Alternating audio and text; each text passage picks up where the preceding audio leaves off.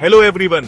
आज मैं आपको एक पौराणिक यात्रा पे लेके जाऊंगा, सबसे दिव्य शादियों में से एक देखने, भगवान शिव और देवी पार्वती का मिलन। तो तैयार हो जाइए और चलिए इस मनमोहक कहानी में डुबकी लगाते हैं। एक बार की बात है जब संपूर्ण ब्रह्मांड में देवताओं और ऋषियों के बीच एक विशेष चर्चा हो रही थी।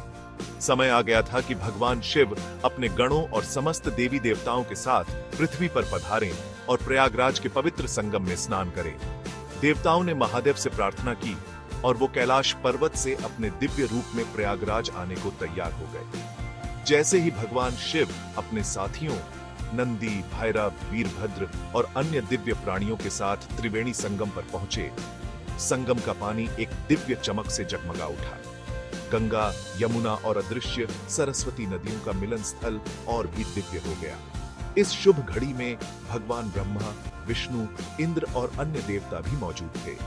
हवा में मंत्रों के गूंजते उच्चारण से भरी थी। भक्त श्रद्धा से झुक रहे थे और पूरा वातावरण एक अद्भुत ऊर्जा से भर गया था। जब भगवान शिव ने त्रिवेणी में स्नान किया तो पानी अमृत के समान हो गया।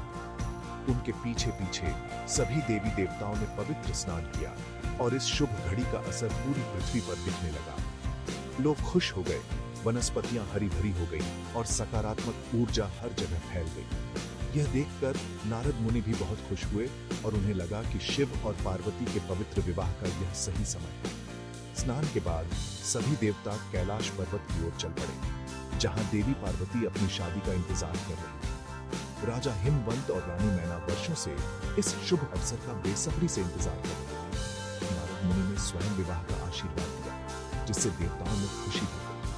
भगवान शिव ने शादी की तैयारी की, लेकिन उनका रूप एक तपस्वी का था। सांपों से सजा हुआ, भस्म से लिपटा हुआ, जटाओं से गंगा बहती हुई और हाथ में त्रिशूल लिए हुए। जब शिव की बारात कैलाश से पार्वती के महल के लिए निकली तो वह एक अनोखा दृश्य था। इसमें देवता, ऋषि, दिव्य संगीतकार, आत्माएं और नंदी आगे आगे चल रहे थे। देवताओं के लिए यह दृश्य अद्भुत था और हर कोई अपनी भूमिका निभाने के लिए तैयार था।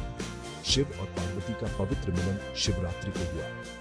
भगवान ब्रह्मा ने पवित्र अनुष्ठान करवाए, विष्णु ने हाथ पकड़ने की रस्म निभाई और इंद्र ने स्वर्ग से फूल बरसाए। जब शिव ने पार्वती का हाथ थामा तो पूरा ब्रह्मांड खुशी से भर गया। चारों दिशाओं से शंखनाद गूंज उठा।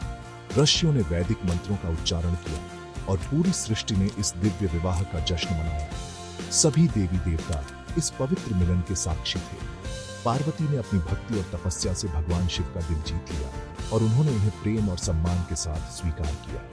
यह विवाह केवल एक पुरुष और एक स्त्री का मिलन नहीं था, बल्कि प्रकृति और देवत्व का मिलन था। शिव और पार्वती के दिव्य विवाह को शिवरात्रि के रूप में मनाया जाता है। यह सिर्फ एक पौराणिक कहानी नहीं है, बल्कि एक आध्यात्मिक संदेश है कि प्रेम, भक्ति और समर्पण से सभी बाधाओं को पार किया जा सकता है।